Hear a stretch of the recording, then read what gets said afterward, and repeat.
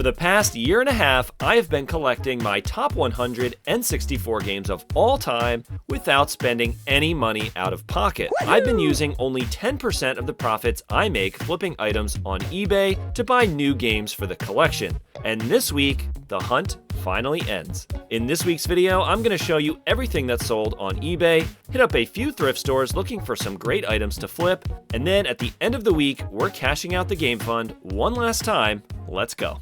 So good morning, it is Monday, and I've got 6 things I've got to pack up that sold over the weekend. So kind of a slow weekend in terms of quantity of sales, but I got some really good stuff that we managed to sell this weekend. And let's jump into those right away. So up first, we've got this vintage, it's pronounced, I think it's Keifel and Esser. It is I had to look this thing up. It's a hand level. I don't really know exactly what you're supposed to use it for. I just copied somebody else's listing. And honestly, I can't even remember where we got this thing from.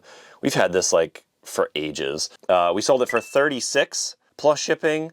Picked up 2 pairs of these Bermuda shorts from a thrift store months ago. They are obviously out of season, but they're a very expensive brand. It is called Isaiah Napoli, and brand new. They're like $300 shorts, which is kind of crazy. I definitely knew they were something special when I found them in the thrift store, just based on the weight of them. They were very soft. They had a lot of interesting stitching going on. Just things you don't normally see on a pair of basic shorts. Ended up looking them up, and yeah, they were really, really good. I ended up selling these, so I paid $5 a piece for them. And I listed them together because they were the same size. I figured it might be easier to sell them as a lot. And they did sell out of season, but I got $125 plus shipping for them. So very, very nice one there. Paid $15 for this vintage 80s Banana Republic sweater. Picked this up at a thrift store. Sold it for $34 plus shipping. Paid $3 for this Roosevelt's hat. It is a collaboration with The Sandlot. It's got that character Squints on the front. And sold this for $25 plus shipping. So next up, picked this up at a garage sale for $3. It's this Rick and Morty giant inflatable Pickle Rick. And sold it for $50 plus shipping. And then finally picked up a huge lot of random Power Rangers stuff at an estate sale a couple weeks back. I think I sniped this one because there was a ton of video game stuff at this estate sale, and I think it distracted people, honestly. You know, most Power Rangers are not worth very much, like the originals, but this is from the Time Force series, and he's got a ton of accessories, so this makes him very desirable, hard to find. There were comps all day on eBay for $150, but at the time I listed it, about a week ago, I was the only listing on eBay.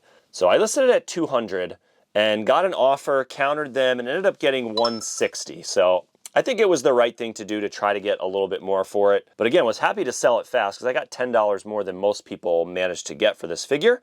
And that's everything I've got today. And before I get these packed up, I did want to talk a little bit about this week. This is kind of my full-time job. I'm really only working in the mornings about 9 to 1 every day. But really my primary job still is being a stay-at-home parent. My kids are very young, 6 and 3. And the reason I'm doing this as opposed to something else, I have a college degree, I have good work experience, that I could be commuting into New York City every day. I used to work in sales.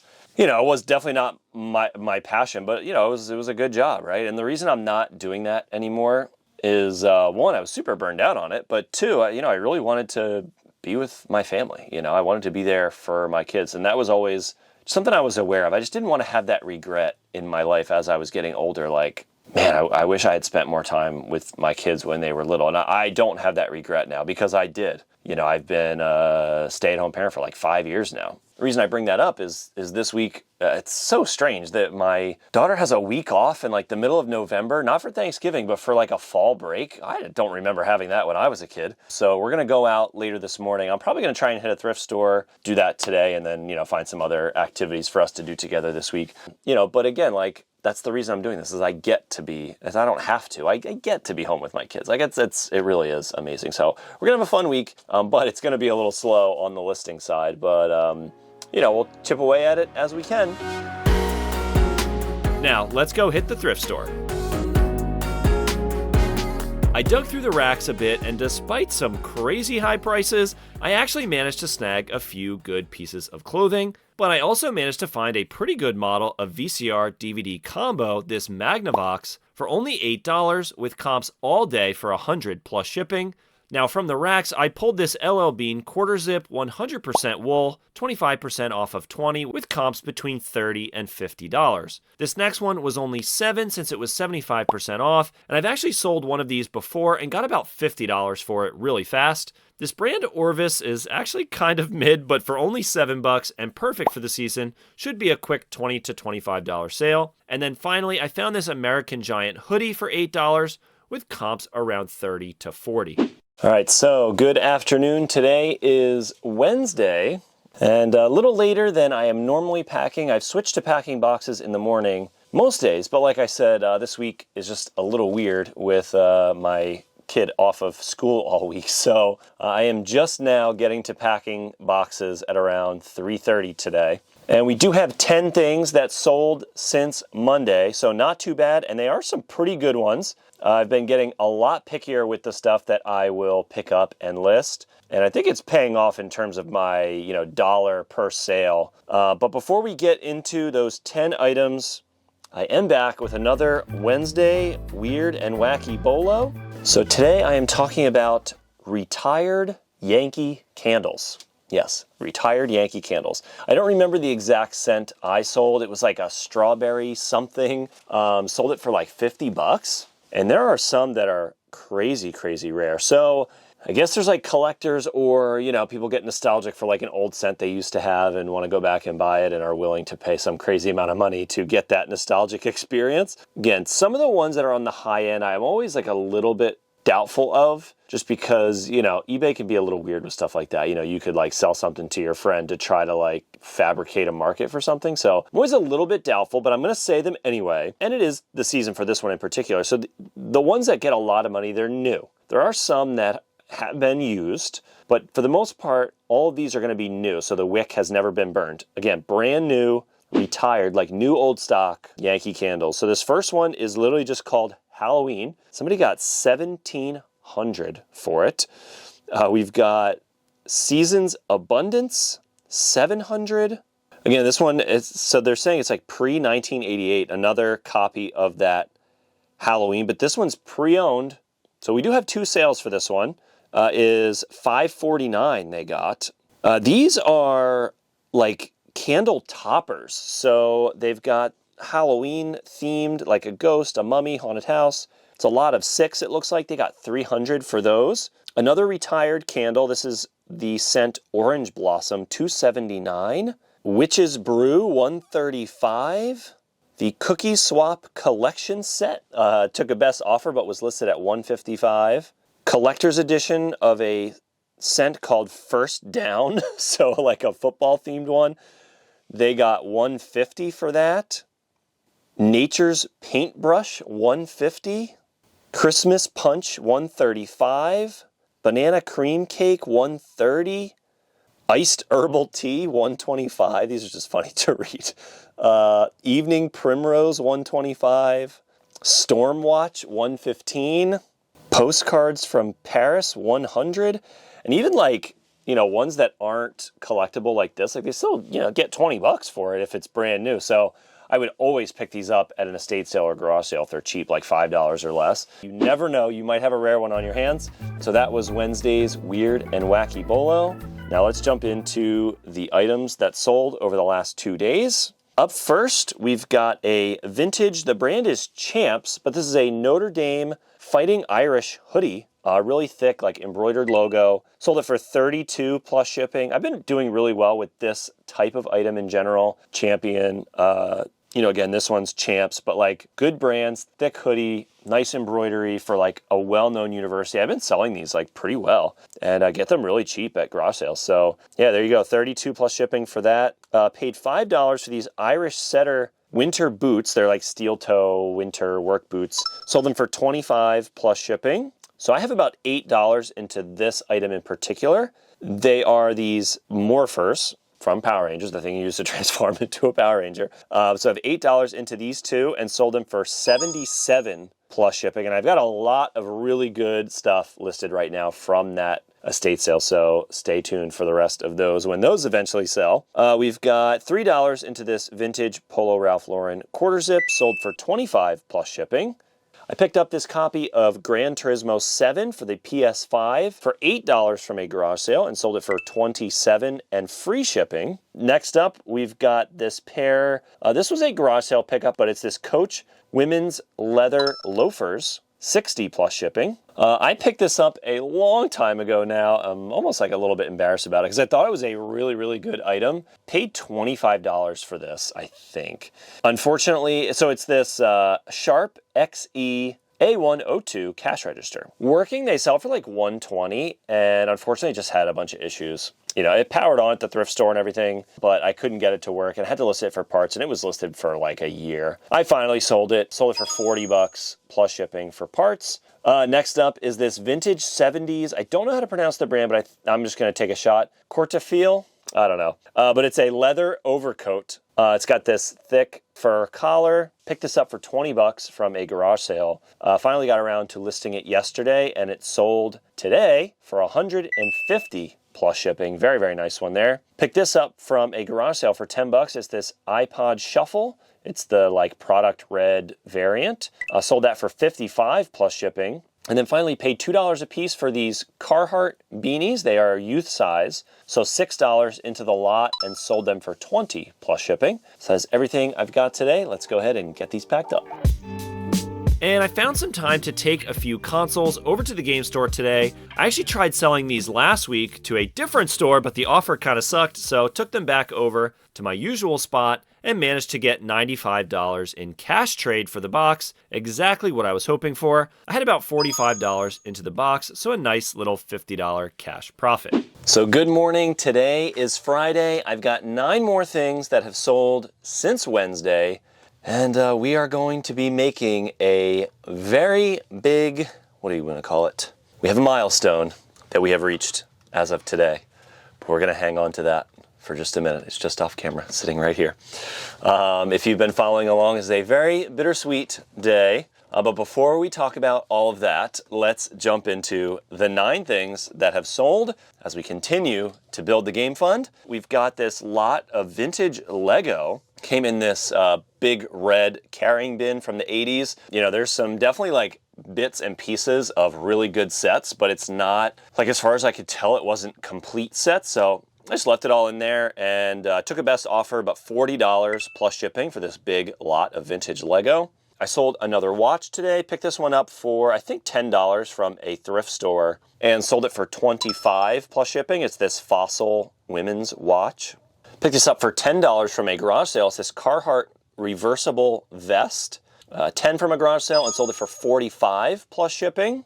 This was the last bit of pieces from the Littlest Pet Shop lot I picked up about 2 weeks ago. Sold a couple buildings from it and then listed the rest of the figures and this carrying case separately. Sold that for $70 plus shipping. So again, maybe had like, at this point, you know, call it $5 into that last little bit. Picked up this pair of 1952 wool trousers for $15 from a garage sale. Finally got around to listing it and they sold very, very fast for $60 plus shipping. Picked up this, I don't even know what, like modern accent light. Very interesting looking lamp. Picked this up for $10 from an estate sale and sold for $68 plus shipping. I bought these not realizing that they were nothing special. They said made in USA on the bottom. They were $8 from a thrift store. And I thought maybe it was like something special. I just didn't recognize the brand.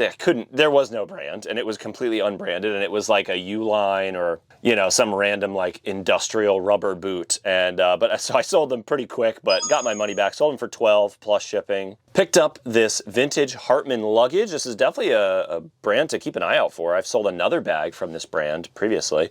So I paid $10 for this from an estate sale and sold it for $35 plus shipping. And then finally, have about $2 to $3 into this. It's this Kingdom Hearts Chain of Memories GBA box. I picked this up in a lot with, I sold previously Nightmare Before Christmas, and it also included a lot of empty PS2 cases from an estate sale. So again, maybe about $2 to $3 into this and sold it for $27 plus shipping pretty fast. And that is everything I've got today. And now we are going to be finally putting a bow on the N64 challenge.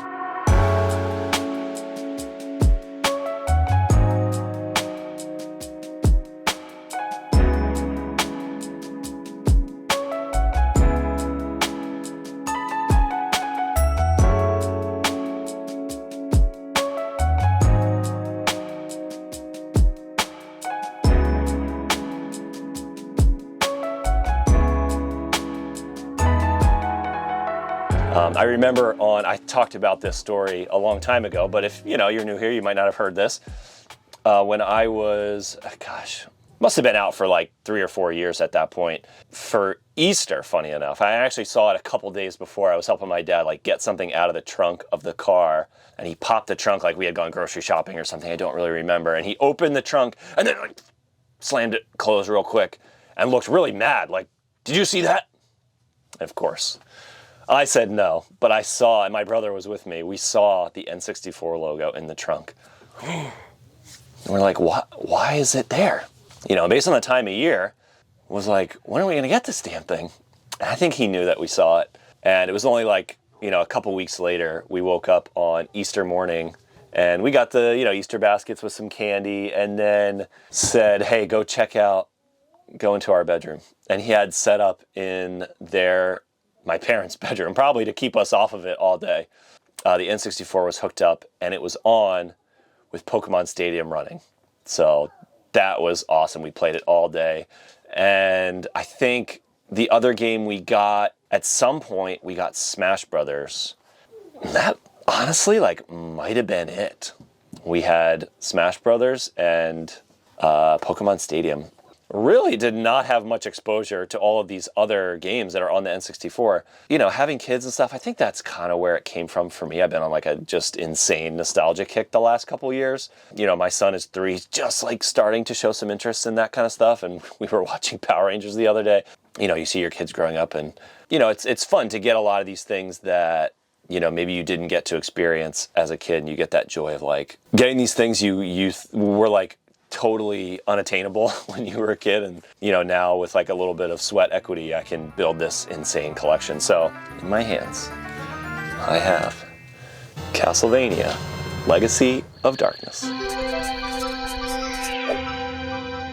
and I have something, unfortunately, that I have to admit. I could not find it in person. I really did try. I didn't want this to go on for another 6 months waiting for this game to pop up and have this be sort of anticlimactic, oh, it finally popped up, and oh yeah, hey, you remember that I was collecting N64 games? So there you go. This is the final game. But what's interesting is this whole N64 collection. I think in 10 years, I see myself doing this for a long time to come. I'm having a blast, and I don't think I'm going to stop doing this anytime soon. It's just interesting. This reselling job is kind of grown, and it sort of was birthed out of that. When I started this collection challenge for YouTube, I was halfway through what I perceived as the top 100. Really it was just for fun, and it's crazy what it has grown into, that it's kind of become what I see as possibly being my career for the next 5 to 10 years, maybe. We'll see how it goes, but that's my plan. So it's cool where it has gotten to and where it all kind of started. And like I said, it's feeling a little bittersweet that it is over. I'm having too much fun with this, and I am not ready for it to end. So although I'm done collecting for the N64 for now, who knows, maybe at some point I'll try and go for the full set. But we are going to be starting the next collection challenge next week, and I'll leave you with this just for now.